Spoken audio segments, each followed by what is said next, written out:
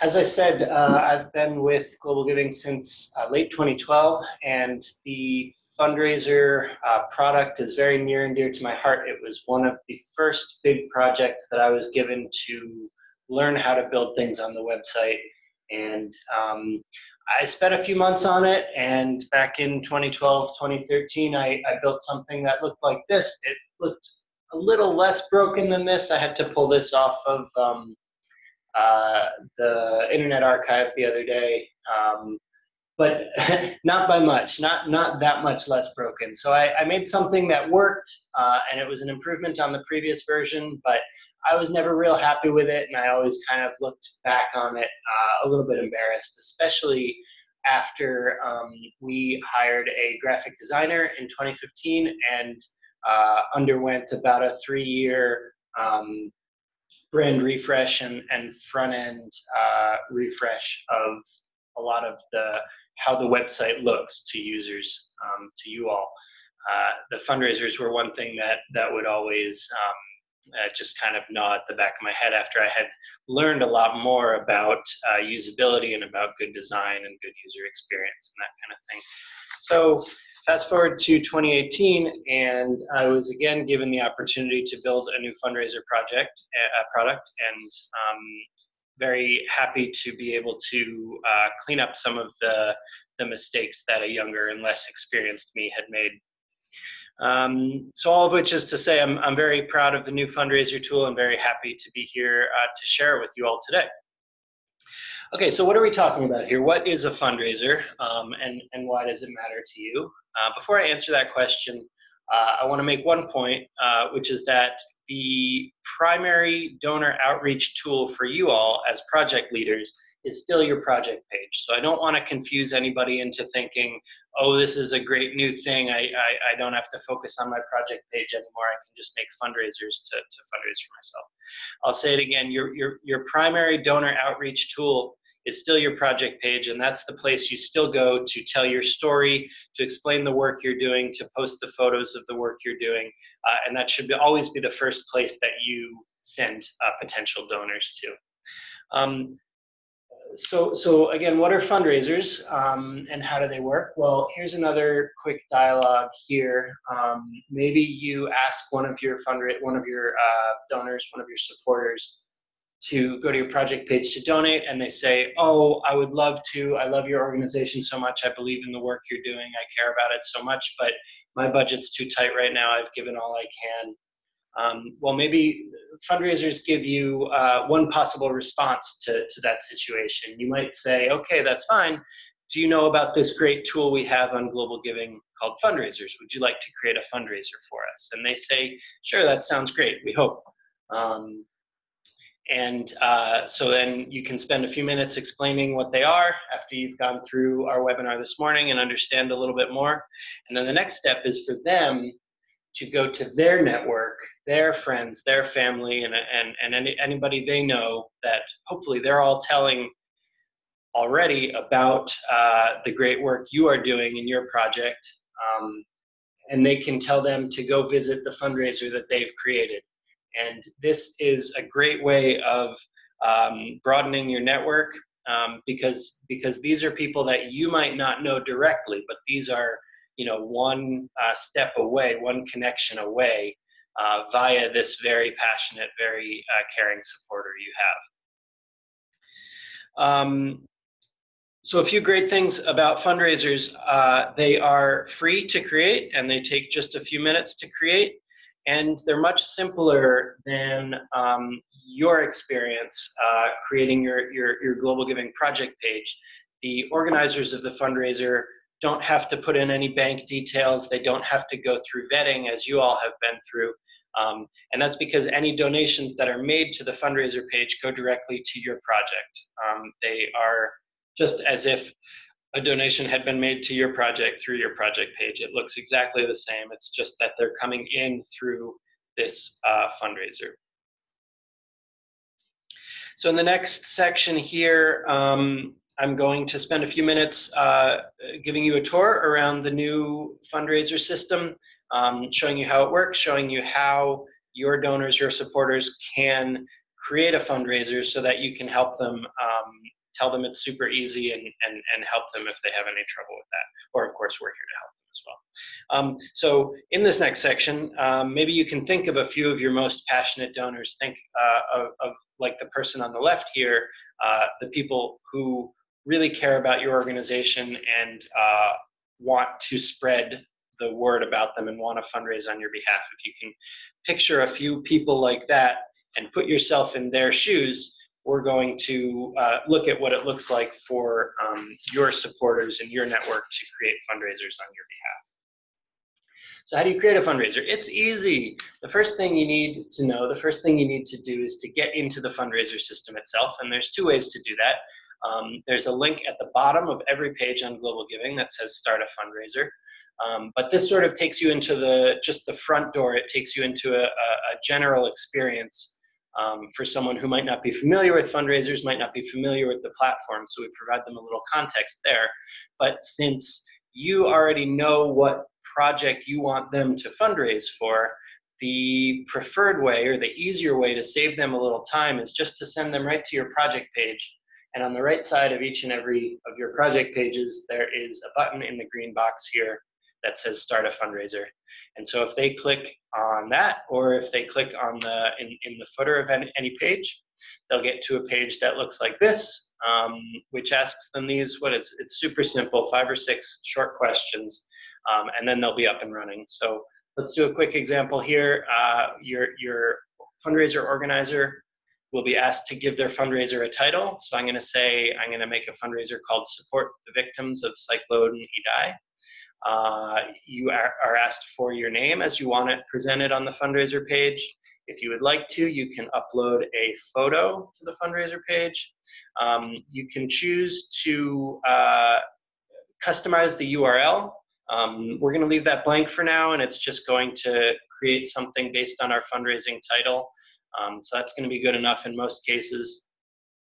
Maybe the most important field is the description field, where the fundraiser organizer has a little bit more space to explain who they are, to tell their story a little bit, to tell perhaps why they care about the organization, your organization that they're fundraising for, and to make that case, just to explain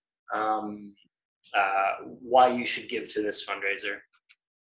The last thing they can do is to make a goal, set an optional goal, which allows them to set their sights on a certain value of donations that they aim to bring in through this fundraiser, so that they can work really hard and continue to find more people and ask more people to give until they've met their goal, just like your goals on your project pages.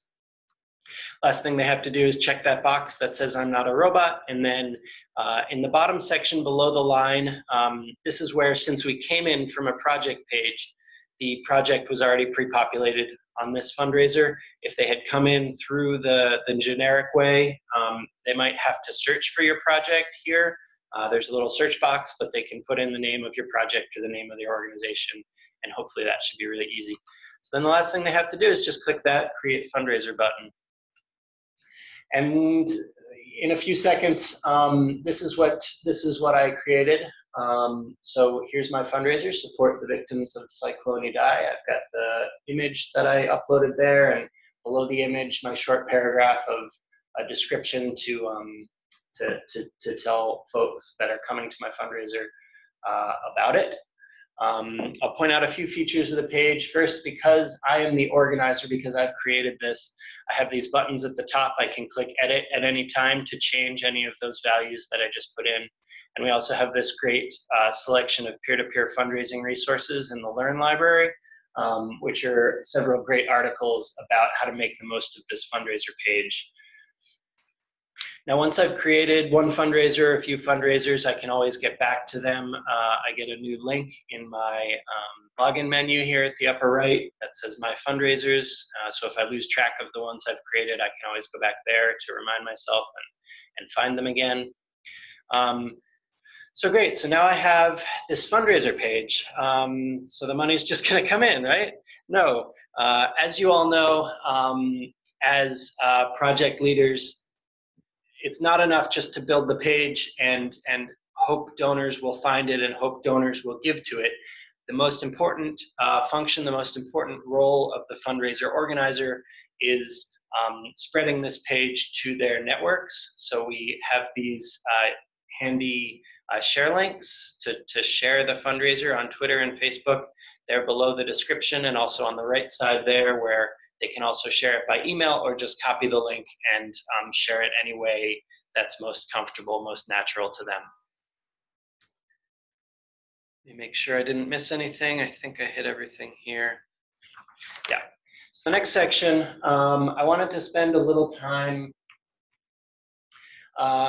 showing you some of the most successful fundraisers recently. I actually tried to pull the data on the most successful fundraisers going back to when we created this new fundraiser system in early December, but it turns out all of the top 5 or 6 fundraisers were all in the last month or so, so it must be a really excellent time to create a fundraiser and to do this kind of thing. So wanted to show you a few of the most successful ones so that you can get an idea of the types of people and the types of reasons that people have for using this system. So the first one, as you probably know, GlobalGiving is located here in Washington, D.C. So this is a local connection we have where I believe it's a D.C. organization that is sending several middle school and high school children, school kids to Tanzania to do some study abroad. And if I'm reading this correctly, I believe what's going on is that two of the kids who are going on the trip have set up this fundraiser in order to raise funds for the organization that's sending them to Tanzania, which is a great, feedback loop of something. And so I pulled this last week. I bet they've raised over $5,000 in a month now. Second one I'll show is these 4 gentlemen who have, apparently successfully in late February, decided to stage a 3-day hunger strike as a tool for spreading information and spreading awareness about food insecurity and hunger issues in Hong Kong. And they have raised $5,400 for an organization in Hong Kong that works on this type of issue. The third one is unfortunately for a young woman named Radha Joshi who passed away, it seems like, and her family set up this fundraiser to raise money for an education project for children in India to remember the life and commemorate the passing of their family member. And they've raised over $6,000. Finally, the last one, which raised far and away more than anybody else this spring, was organized by a gentleman named Mr. David Bayer, who's a public speaker. He holds these big seminars and has connected with this organization, Bal Asha Trust, and in a month has raised almost $83,000, which is really amazing. So that's the kind of things that, those are the kind of people that have fundraised successfully just in the past month. So those are some of the reasons that might be going through your mind to find some folks to fundraise on your behalf. So now we can take off our donor, our fundraiser organizer hats and put back on our project leader hats. To ask ourselves the question, well, who's doing this fundraising on my behalf? So far, we've been talking about the conversation starting with you and going to your supporters and asking your supporters to create a fundraiser. But since it's a tool that's available to anyone on the internet, there may be people out there who might create a fundraiser for you without talking to you, without asking you. So we wanted to give you a way to make those connections and to start relationships with those people. The first thing I'll point out is that we added this small stat to your project page that says the number of fundraisers that are created for this particular project. So that's just a small thing you might have missed. But to give you a little bit more detail about those fundraisers that have been created, we also created this fundraiser manager tool, which is available now in your dashboard.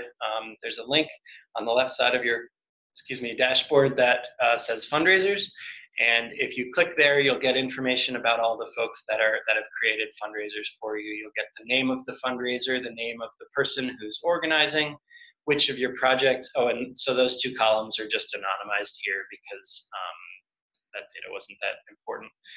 You'll see the name of your project that they're fundraising for and how much money they've raised for you so far. And then finally, maybe most importantly, that last column there, you can send thank you notes to anyone who has created a fundraiser for you. And this works very much like sending thank you notes to your donors through the donation manager. So it should be a flow you're very familiar with, but just gives you a way to connect with those members, especially those members of the Global Giving community who you might not previously know, who have created a fundraiser on your behalf and are raising money for you. That is the end of this section, and we'll take a quick pause to see if there are any questions about anything I've covered so far. All right, thanks so much, Nick. I'm going to take a look at our Q&A box here. We've got a couple that have come through, but if you have any more, please feel free to pop those in. We'll take questions now and then again at the end. Let's see. All right, David wants to know, why don't we have the goal on the fundraising page? There is a goal on the fundraising page. As I said, should I go back? It's possible that when I took the screenshot, I hadn't set it up yet. Yeah, I must not have filled it in, but if you do, oh, there's two big things here. If you do fill it in, fill in the goal here on the fundraiser edit page, it will show up on the published fundraiser page. Thanks for that question, David. All right, let's see. Oh, Pastor Matthew has a great question. In the fundraiser manager, what does the word reject mean? Yeah, so we wanted to, because this is user-created content, we wanted to give you a way to report any behavior in the fundraiser system that you're not comfortable with, as general as that. So it could be spam, it could be somebody trying to post links for their product that has nothing to do with your organization. It could be abuse, it could be somebody you know who's using this system to send you things that you don't want. And that's just a way for you to let us at Global Giving know, I don't approve of this fundraiser, I don't want to be associated with it. And as soon as you click that reject link, the fundraiser will disappear, it'll no longer be published, and the user who created that fundraiser will no longer be able to create any fundraisers that are attached to your project. So it's just a way to control for any kind of unexpected or unwanted content coming through this system. Yeah, and that's not something that should be happening often, or you should see a lot of. And if you do, please do let us know, send us an email. But we just wanted to give you that option so you yourselves could decide if you don't want to be associated with the fundraiser, and so you don't have to go through Global Giving to do that if you want. But yeah, this shouldn't be something that comes up very often. All right, Pastor Matthew has another great question. How can we see those successful fundraisers that you referenced in the presentation? Well, so you'll be able to see the folks that are fundraising for you in the fundraiser manager in your dashboard.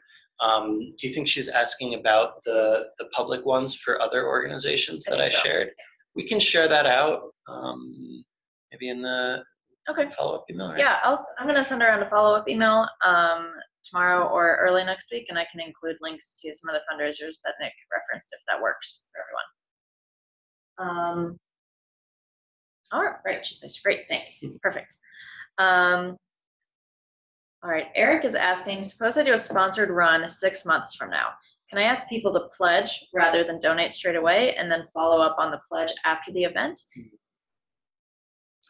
Good question. That is not functionality that exists right now. I can add that to the list if that is something that's desired, but that's something you would have to do off the platform.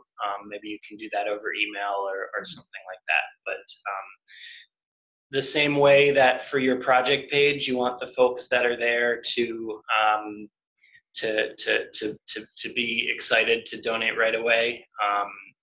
The fundraiser page works the same way. Yeah, so currently GlobalGiving doesn't have an option for people to pledge through our website, but yeah, that's something we might be able to look at in the future, but it's not something that currently exists. All right, if you have other questions, keep putting those in the Q&A box and we will wrap back around to those at the end. I'm gonna now talk about some ideas, hopefully get some ideas flowing for some different ways you could think about utilizing fundraisers in the next few months. So the first thing I'm going to do is share this really great resource we have on our Learn library that's a full-blown guide to building your network of fundraising advocates. So really the first step to success, creating a successful peer-to-peer fundraising strategy is really identifying those key advocates and supporters that would be willing to fundraise for you. This is really a bigger ask than just being a regular donor. So you probably have a few people in mind, but network mapping and some other really great exercises in this guide are really going to help you identify who those people are. So I really recommend taking the time to do that as sort of the initial step to thinking about this for your organization. So a lot of you participated in the Little by Little campaign in April. It's a week-long campaign where we match small dollar donations of 50%. We will be running this same campaign in August. So I would encourage you to think about ways you can involve fundraising advocates during this campaign. It is a week long, so it's should be enough time to, for fundraising advocates to sort of rally support for their fundraisers. And that I believe is the second week of August, and we'll have more details coming out about that soon. Of course, there is a year-end fundraising season that goes from Giving Tuesday at the end of November through the end of 2019. There's always matching available on Giving Tuesday, and then throughout the year end, we typically have bonus prizes and sometimes other matching funds available. So that's a month long. So, December is really a time here in the United States and around the world where a lot of people are feeling very generous and wanting to give back. So that could be a really great time to sort of harness some fundraising advocates in your network to see if they can maybe do a holiday or year-end fundraiser for your cause. Another link I'm going to drop into the chat right now is the terms and conditions to our year-long recurring donation match. So this year, all of 2019, new recurring donations to your project are matched 100%. The first gift is matched 100% as long as the recurring donation is active for 4 months. So this is a really good opportunity. This match is going all year long, so there's no urgent deadline, there's no limit on matching funds. So this could be a good opportunity for you to first ask your advocates to make a recurring donation themselves, or inspire others to give monthly through their fundraiser. The last opportunity I'd like everyone to think about is involving your board of directors or trustees. So hopefully this is a group of people who are already really strong advocates for your cause and your biggest supporters. Some boards have fundraising requirements or donation requirements, but not all of them do. So this could be an opportunity for you to consider inviting everyone on your board to set up a fundraiser for your project. Maybe you give everyone a goal or ask them to come up with their own goal of funds that they'll pledge to raise for your organization throughout the year or throughout the term of their board service. This sort of public-facing aspect of it adds an element of accountability and legitimacy that could really inspire and motivate your board to commit to a fundraising goal. So that's something to think about. I know everyone's boards are a little bit different, but hopefully you are getting some financial contributions out of your board as well, and this could be a good way to kick that off if you haven't already. All right. So those are just some ideas that I had that I hope people found useful for thinking about how to use fundraisers this year. If you have other ideas, please do put them in the chat to see if other people might be inspired by those. We're going to take another couple minutes for questions. So let's see what's come in. We had a couple more good questions come in. John is asking if there's a way to see who donated to the fundraisers, or only the total that has been raised. Do you want to take that one, or should I? Go ahead. So you are able to see all of your donations in your donation manager. You may have noticed in the past in your donation manager, in the source column, I believe it says fundraiser there. So you are able to see all of the donations that come in through particular fundraisers that way. I think that's the easiest way to do it, yeah. All right. Let me take one more. Okay. Louise is asking, she's just checked the fundraiser manager and she's amazed at all of the fundraisers that are happening on her behalf. She only knows about two or three of the people who have started those fundraisers. And then I think she's asking the question, why were they rejected? And I want to make clear that the button that says reject is for you to take action and proactively reject that fundraiser. It's not indicating that those fundraisers have been rejected. I believe once you click that link, they disappear from that list. So you're saying, I don't want to be associated with this, I'm not interested, and they just disappear. So everything you're seeing there is live and active and is proceeding in fundraising. Yeah. And if there are any particular fundraisers or questions you have about your particular projects or fundraiser dashboard or anything like that, please do send us an email to projecthelp@globalgiving.org and we can dig into that specific question for you there too. Let's see. Oh, David has a great question. Since I live in Kenya, can we get fundraisers to use M-Pesa? So that is an excellent question, David. Currently, that is not a feature that we have available because I recently asked our tech team about this. And part of the challenge there is making sure that when someone donates through Mchanga, that they would have to include the fundraiser number instead of the project number. And currently our integration with Mchanga, for those of you who don't know, Mchanga is a mobile giving platform in Kenya that GlobalGiving has partnered with. Currently our integration with Mchanga is not set up to handle fundraiser donations because we read that number that they type in as the project number. So currently that's not an option we have available. It might be something that we consider in the future, but that's not an option we have available right now.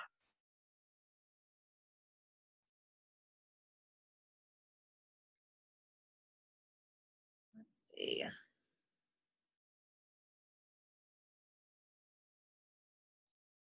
All right, Eric wants to know, are there any restrictions on the language used in the fundraiser? Nick, do you have any thoughts about that? I don't believe so. I mean, unfortunately, at the current point in time, most of the GlobalGiving site is mostly in English. So, for instance, the cart and checkout page obviously are built in English. But if you want to use the title or the description of your fundraiser page in a language that is better for your community and better for your network, I think that's a great way to do that. That's fine. Luis has a good question. So one of the fundraisers has raised money, but what happens to fundraisers that don't raise any money? So they are allowed to stay there as long as they want. If the fundraiser wants to come back and say, I'm done and close that, that's up to them. But they are just out there on the internet. This sort of goes back to my point earlier that it's not enough to create the page and hope that people find it. But maybe this might be a good opportunity for you to reach out to those people and say, hey, I just learned you made a fundraiser for me. I see it hasn't raised any money. Maybe you'd like to go reach out again. to your network and see if they'd be more interested in donating now. All right. I'm going to take a couple more questions before wrapping up. Oh, Boss Matthew has another great question. Check my fundraisers page, and 2 people had started a fundraiser 3 years back, but didn't do anything about it. Should I encourage them to start a new one now? Their fundraiser page shows nothing raised in the last 3 years. I think that's a difficult question. I think it depends on the scenario. I could certainly see a scenario where somebody created something 3 years ago, and as I just said to Louise, it might be a good idea for you to reach out to them and say, hey, we just found out that you've been fundraising on our behalf, and maybe they'll look at it and say, yeah, you know what, this is still relevant. This is something I want to pick up again. Maybe they can use that edit functionality to change some of the language or add a few sentences to address what has happened in the meantime. Or I could also see a scenario where they say, oh yeah, I remember when I started this fundraiser, it doesn't really apply anymore. Let me make a new one for a new cause. Maybe my next birthday is coming up. Maybe I'm running a race or something like that. So they can start a new one with a new picture and a new description that might be a little bit fresher. But I think it really depends on the on the case of the fundraiser and the organizer there. All right, let's do, okay, we have time for one more question. So Crystal says, we're having a hard time finding donors, and what's a good way to find donors? So Crystal, I put into the chat a guide from our Learn library on peer-to-peer fundraising, and that guide includes some activities and exercises that your organization can do to sort of identify people who would be strong advocates on your behalf. So if you're having trouble reaching new donors or engaging your current donors, I encourage you and your team to sort of think through some of those exercises to identify people in your network that could be really strong fits for fundraising for you.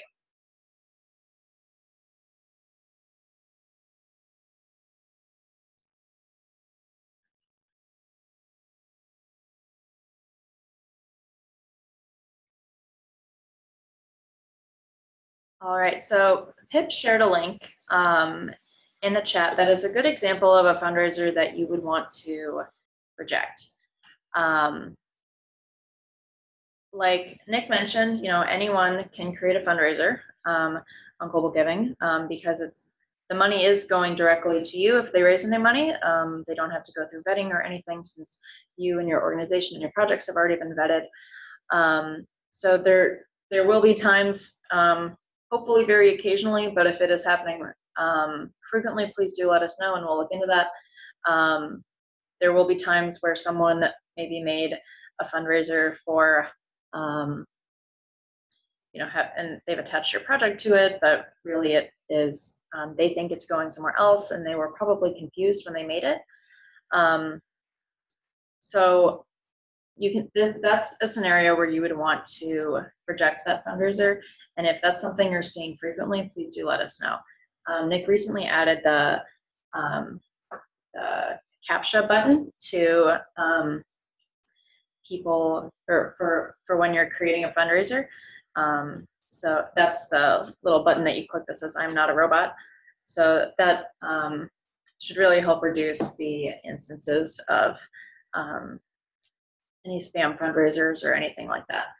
But yeah, thanks for sharing that, Pip. That's a good example of a fundraiser that you would want to reject. All right, well, I think that is mostly everything we have for you all today. I have one quick poll, if you could answer